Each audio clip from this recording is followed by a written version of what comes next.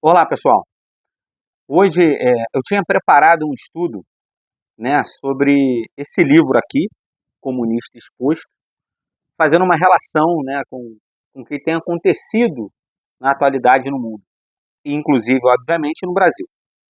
Mas ontem, o presidente Lula, ele deu uma entrevista para um programa chamado É Notícia na Rede TV, entrevistado pelo jornalista Kennedy Alencar, que eu considero fundamental a gente fazer um mini react do que o Lula falou, para a gente entender de fato, de ir na fonte. O que pensa o atual presidente do Brasil? Será que ele quer pacificar o país depois dos atos do dia 25? Ou o Lula vai dobrar a aposta? O que o Lula pensa em relação a Israel? O que o Lula pensa em relação à ONU? O que o Lula pensa em relação a nós conservadores?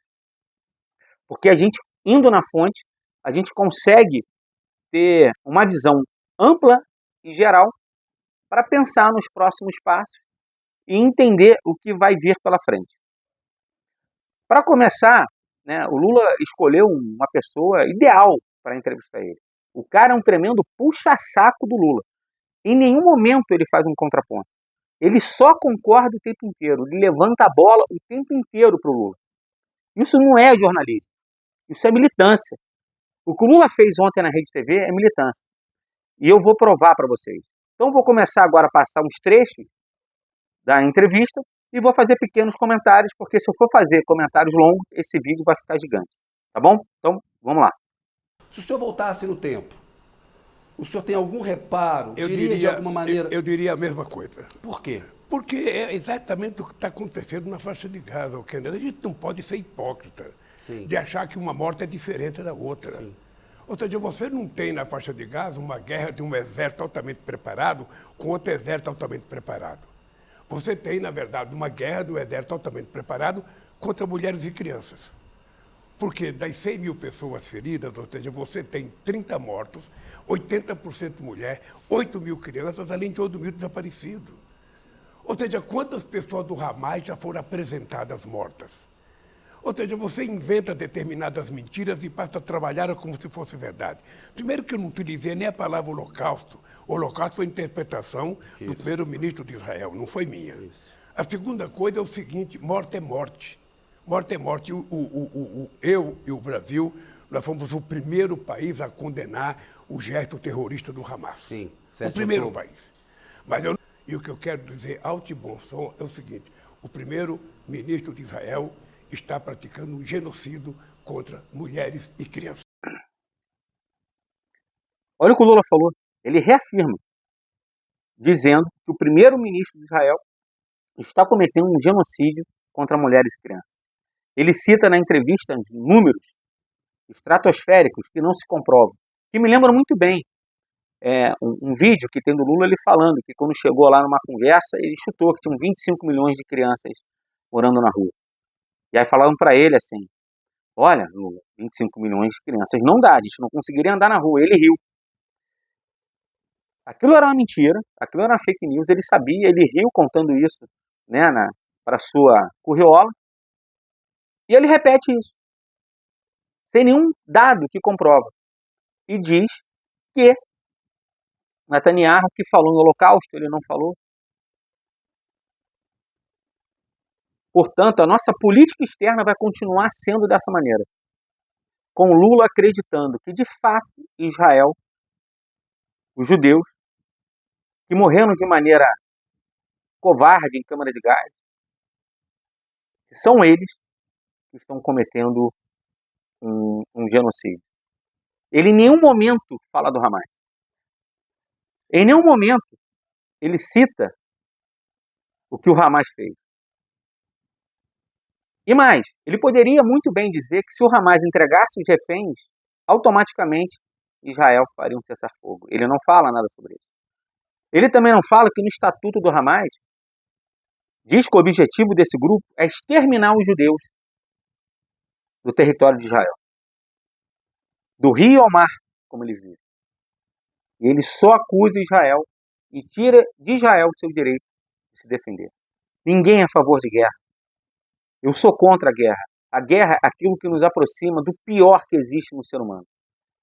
Mas enquanto existirem pessoas dispostas a matar de maneira inocente pessoas que estavam em suas camas dormindo, bebês foram decapitados, mulheres foram violentadas, pessoas idosas mortas sem nenhum tipo de compaixão, terroristas ligando para a própria família durante o ato, comemorando a morte de inocentes.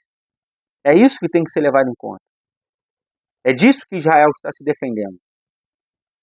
Agora, quem sofre com isso, de fato, é a população da Palestina, que jamais usa de escudo, porque coloca túneis debaixo de escolas, túneis debaixo de hospitais. Mas isso Lula não fala. Eu espero de verdade que a gente tenha um cessar-fogo, que a gente tenha paz em breve, mas não dessa maneira. Eu, por exemplo, acho que o Bolsonaro poderia ser tipificado como genocida por conta da pandemia do Covid. Sim. Porque ele fez propaganda de remédio falso. Ele mentiu o tempo inteiro na televisão. Sim. Ele desafiou a ciência durante muito tempo. Então é apenas a questão de alguém entrar com um processo e tipificar. Aí ele vem falando de genocídio e chama Jair Messias Bolsonaro de genocida por causa da Covid.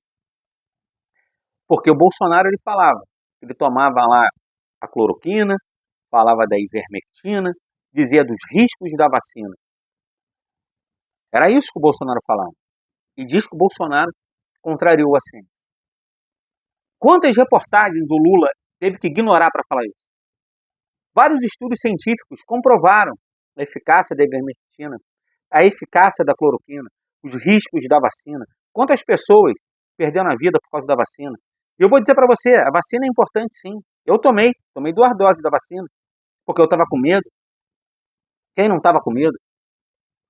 Agora só porque o Bolsonaro estava dando uma oportunidade para que as pessoas tomassem outros tipos de medicamento. Ele é considerado um genocida. Bolsonaro foi um dos primeiros a comprar vacina. E a gente observa mais uma vez, há uma distorção dos fatos para se criar uma narrativa. E chama aquele que falou a verdade de mentiroso. Esse é o Lula de sempre. Vamos continuar. Ela perdeu referência. Hoje ninguém obedece mais uma decisão da ONU. A não ser um país pequeno, a não ser um país menor, mas os países grandes, cada um faz o que quer. A mudança principal é acabar com o poder de veto no Conselho de Segurança. Não é só o poder de veto, tem que mudar a representatividade. Também. Não tem explicação a gente continuar com a mesma geopolítica de 45, ou seja, não. A América Latina pode ter 2 ou 3, a África pode ter 2 ou 3, a Índia tem que entrar. Por que a Alemanha não pode entrar? Pode entrar. O Japão pode entrar. Claro. Então, o que eu acho é que precisa mudar a geopolítica que compõe o Conselho de Segurança da ONU e acabar com o direito de veto, para que a gente compreenda a seguinte questão: não é só para tratar de guerra, é que nós temos temas outros importantes para a emergência climática, a ameaça de extinção da humanidade. Para a humanidade, que é a questão climática. Ou seja, quando você discute uma decisão sobre a questão climática, você tem que levar em conta que, se você permitir que essa decisão, para ser cumprida, tem que passar pelo Estado Nacional, ela não vai ser cumprida. Os Estados Unidos até hoje não aprovou o protocolo de Kyoto. Então, o que eu acho é que você tem que ter uma governança global, que em determinados assuntos a gente toma decisão, aí sim, compensa a ONU ter força para tomar decisão. Se for o caso, até fazer um bloqueio econômico contra um país que não quer cumprir uma decisão de preservar a floresta, que não quer tomar decisão de parar de utilizar combustível fóssil. Ou seja, mas nós temos que ter força para tomar essa decisão. Senão, o que acontece? Sabe, desde a demarcação da terra em Israel em 1967, com a terra dos palestinos, quantas vezes já foi descumprido? Isso. Quantas vezes já foi ocupado esse espaço? Ora, não é uma vez, não, são dezenas e dezenas de vezes. Então a ONU não tem força para fazer cumprir. Aí nesse ponto Lula vai falar de uma governança global comandada pela ONU.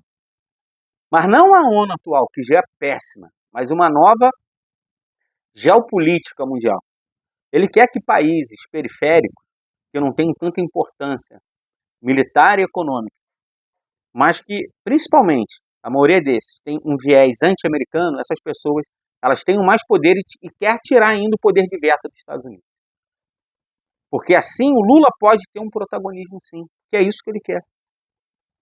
E aí ele fala que nesses casos, principalmente na questão das mudanças climáticas, que é extremamente polêmico, eu ainda vou falar de mudança climática aqui, né, que era aquecimento global, mudou, né, para mudanças climáticas.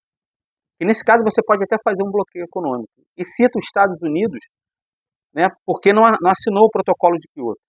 Por que ele não falou da China como o maior país poluidor do mundo? Que também não assina nada, que usa carvão e polui, é o país que mais polui. Tanto o oceano quanto a atmosfera. Ele não falou.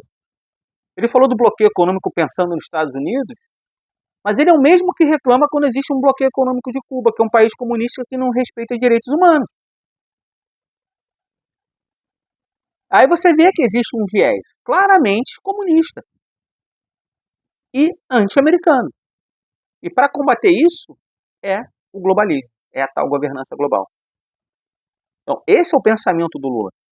Você acha que um cara desse vai respeitar pensamento conservador? Não vai não. Mas vamos continuar. Eu sou um amante da democracia. Eu digo sempre porque eu sou o resultado da democracia. Eu só estou na presidência brasileira porque esse país um dia resolveu acreditar na democracia, resolveu fazer um sistema de votação pela urna elétrica que permitiu que o metalúrgico virasse presidente da República, que uma mulher que tinha sido presa e condenada pelo regime militar virasse presidente da República. Sabe? Agora, esse sistema está sendo negado pelos golpistas, que aliás que fizeram um ato domingo passado em São Paulo para protestar contra a democracia, porque tem gente delas presa, eles não foram nem julgados ainda. Eles estão presos como garantia da paz e da ordem desse país. Ainda não se descobriu quem é que mandou, quem financiou. Porque houve uma tentativa de golpe, e quando o cidadão vai lá pedir anistia, ele está dizendo, não, perdoe os golpistas. Está confessando o crime, Está confessando o crime. Está confessando o crime. Aí o Lula fala que é um amante da democracia.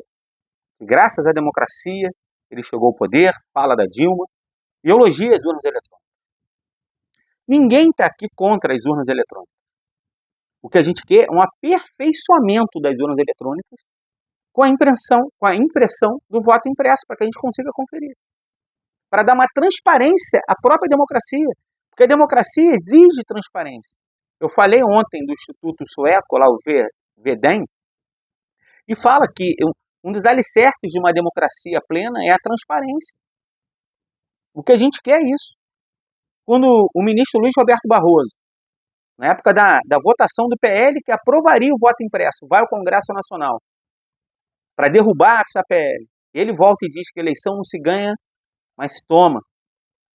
Quando o Bolsonaro perde a eleição, ele fala que eles venceram o bolsonarismo. E para uma pessoa que se manifesta e vai educadamente falar com ele, ele fala, perdeu o mané. É óbvio que o povo vai desconfiar de tudo isso que aconteceu. Isso é democrático.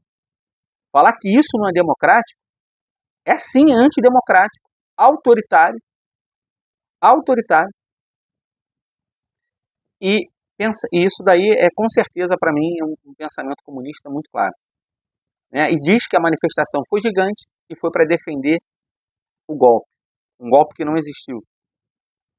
Que foi uma afronta à democracia. A democracia exige respeito ao povo. As instituições devem transparência e respeito ao povo. Quando essas instituições não atendem um clamor popular, há um acirramento, há um enfraquecimento da democracia. E é isso que tem acontecido no Brasil.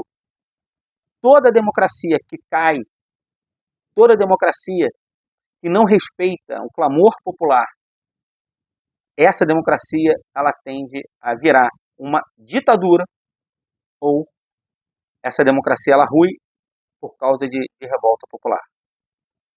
E isso está acontecendo em vários países do mundo, inclusive nos Estados Unidos, com acirramento que existe entre republicanos e democratas. Porque não existe um respeito a um pensamento diverso. Você tem que ter um pensamento progressista ou comunista. Só isso para eles basta. Então, o fato de você desconfiar não das instituições, mas de alguns indivíduos dessas instituições, isso para ele é uma afronta à democracia. Isso não passa de uma narrativa. Vou continuar aqui. Então, o que eu acho é o seguinte, eu fico torcendo e pedindo a Deus que os Estados Unidos consigam se manter, sabe, da forma mais democrática possível. Você sabe que eu tive boa relação com o Bush. O Fernando Henrique Cardoso teve uma extraordinária relação com o Clinton. Eu tive uma boa relação com o Obama. Eu tenho uma boa relação com o Biden, sabe? E eu espero que o Biden ganhe as eleições. Eu espero que o povo possa votar em alguém que tenha mais afinidade. Eu tenho visto o Biden na porta de fábrica. Aí ele vai falar um pouco, pergunta sobre as eleições americanas desse ano e, obviamente, ele vai querer, né, que o Biden vença. O Biden é uma pessoa frágil politicamente, é uma pessoa frágil de saúde, que não vai bater de frente, né, com as suas intenções globalistas, com as suas intenções autoritárias. Bom, isso daí é mais do que óbvio. Mas espero que o Trump vença. Essa é a minha torcida. A gente está percebendo a extrema-direita vestida de fascista, de nazista, de tudo que é isto que você pode imaginar, ela vem ganhando corpo. Isso. E ela não tem limite para mentir. É a primeira vez na história da humanidade em que a gente vai ter que conviver, tendo que levantar de manhã, de tarde, de noite, combatendo mentira. Coisa que não tem sequer, sabe? É impressionante a coisa, o fanatismo, A tarefa quantidade de mentira. civilizatória, presidente, a tarefa civilizatória é derrotar, isolar a extrema-direita? Eu acho que nós temos que isolar a extrema-direita e fortalecer o regime democrático. Fortalecer o regime democrático significa a gente fortalecer as instituições. O Lula vai para o ataque direto e frontal aos conservadores. Ele chama os conservadores de fascistas e de nazistas. Eu poderia dar uma aula aqui de conservadorismo, falando da prudência, que o conservador ele quer diluição do poder, ele não acredita que o Estado vai resolver a situação, que é um indivíduo que resolve a situação, que acredita na família. Mas quem defende o fascismo e o nazismo, para ele, somos nós. Mesmo sendo ele o cara que diz que os judeus estão cometendo um genocídio, sendo que os judeus estão sendo atacados por um grupo terrorista que quer a extinção do povo judeu da face da terra. E ele fala que a gente mente. Eu já falei aqui várias fake news que o Lula falou. Várias. Ele teve que ignorar muitos fatos para falar o que ele fala. Um cara desse não quer paz. Mas essa conclusão, lá no final, eu vou fechar o vídeo. Vamos lá. Ou seja, como é que você vai combater isso se você não tiver uma decisão que não é só de um país, é do sistema ONU, para que a gente possa controlar as chamadas empresas de aplicativo naquilo que diz respeito à violência contra a democracia, As redes sociais a têm um violência papel. contra as pessoas. Sim. Ou seja, porque você não pode confundir liberdade de você dizer as coisas sérias com a liberdade de você provocar as pessoas ao suicídio. Aí como que você vai controlar isso? O Lula tem a solução. Uma governança global pela ONU que force uma regulamentação das redes sociais. E você cala, então, aqueles que pensam de maneira diferente de você. Isso não vai dar certo. Isso não vai dar certo. Vão existir várias revoltas em vários países. Mas talvez que é isso. Por quê? Eles fazem assim, primeiro, estratégia comunista, tá? Você primeiro implementa o caos, depois com a força você resolve o problema. Com o quê? Com uma ditadura. Eles estão forçando isso. É óbvio que eles estão forçando isso. E mais uma vez o Lula fala em governança global e regulamentação das mídias sociais. Para quê? Para combater o que ele chama de fascista e nazista, que não passa de uma grande mentira. Que conservador está muito longe de fascismo e de nazismo. Vamos seguir. Quer apagar a bobagem que fez?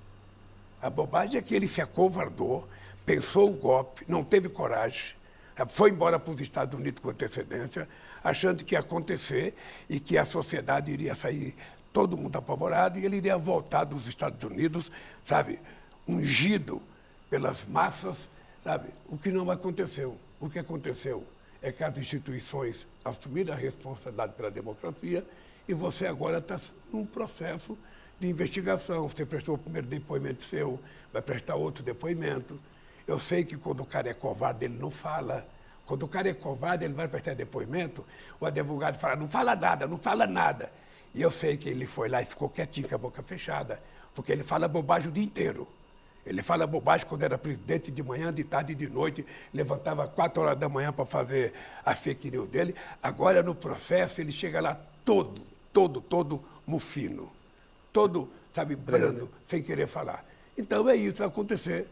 Vai ser investigado, vai ter depoimento e um belo dia vai ter um julgamento.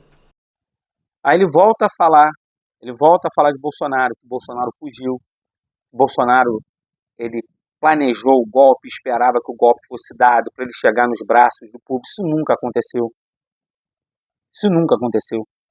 E chama Bolsonaro de covarde, porque ele usou o seu direito de permanecer em silêncio, porque foi convocado pela Polícia Federal por mais um inquérito absurdo e inconstitucional do Alexandre de Moraes. Mas ao invés de pacificar, ele ataca Bolsonaro, e atacando Bolsonaro, ele está atacando, no mínimo, a metade do povo brasileiro. O que eu acho é que os discursos, como nem todo mundo fez discurso, os discursos foram muito vaselina.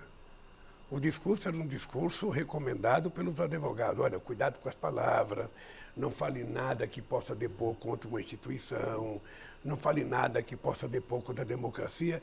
Então estava todo mundo, parecia um colégio, sabe, de iniciantes. Mas o dado concreto é que o ato foi feito para defender os golpistas. Aí fala que o discurso das manifestações, né, foi um discurso vaselina, que foram indicados, né, pelos advogados. Ele não consegue perceber que nesse momento de acirramento é importante você dar um passo atrás. Para você ter a paz, você tem que dar um passo atrás. O Bolsonaro errou muito, é verdade, na maneira dele se comunicar. E o Lula está errando também. Cadê o Lulinha Paz e Amor? O Lula que está aí é o Lula da vingança. É o Lula que só vai sossegar quando prender Bolsonaro e Moro. O discurso realmente foi de reconciliar. O que deveria fazer um estadista, como o Lula gosta de se dizer, um estadista? Era falar, não, é verdade, ele deu um passo atrás. Vou dar um passo atrás e vamos reconciliar o país. Mas não.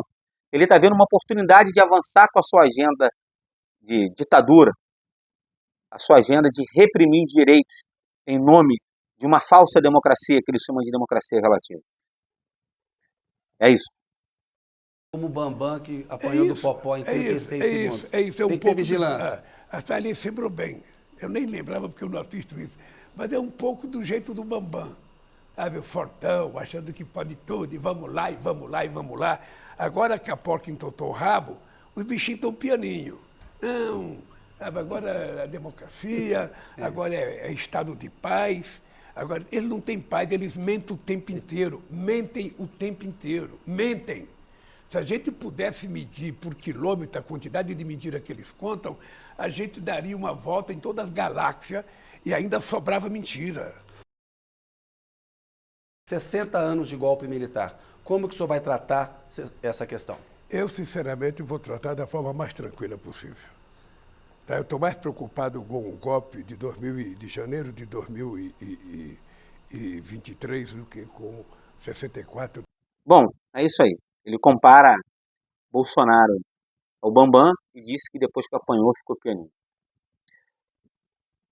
Isso do Lula que se diz estadista, né? Então quero fazer um resumo de tudo isso que eu vi.